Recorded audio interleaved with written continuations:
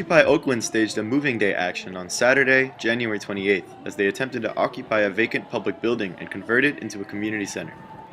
Riot police moved in to repress and disperse what they said was a disorderly and illegal assembly, and at the end of the day between 300 and 500 people have been arrested. While the majority of marchers were peaceful, some demonstrators retaliated the crackdown by organizing behind improvised defense barricades and throwing objects back at police. Occupy Oakland member Mark Mason was present at Saturday's action.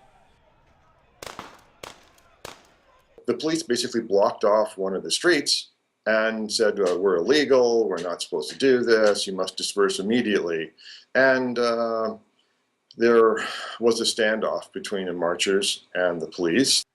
The Oakland Police Department issued a statement saying that the order to disperse was issued after demonstrators began destroying construction equipment and fencing. The police fired tear gas, beanbag projectiles, they fired flashbang grenades, and yes, I was there. I saw a few protesters throwing stuff, and it could have been plastic bottles that I had seen thrown, other objects, a rock, whatever, but there was a confrontation on Oak Street at that time, and I think that's the sort of quintessential moment when the class warfare came to the city of Oakland in one street at one moment on a Saturday afternoon.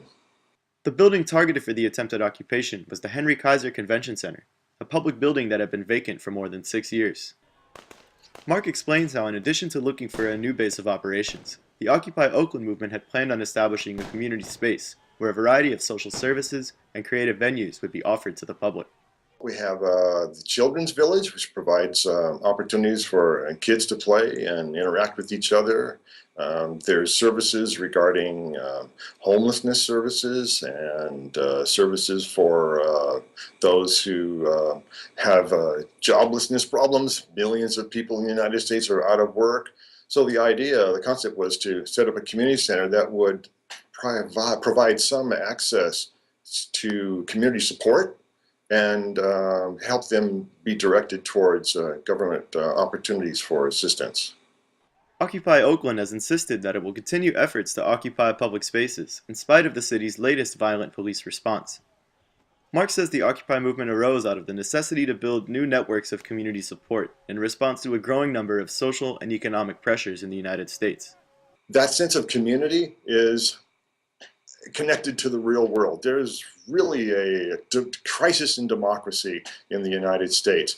The corporate media, Wall Street, and Barack Obama, they're living in some kind of fantasy world that doesn't exist. Millions of people, I mean, we've all heard the statistics over and over again. Millions of people have been thrown out of work, thrown out of their homes, people without medical care. The list goes on and on and on.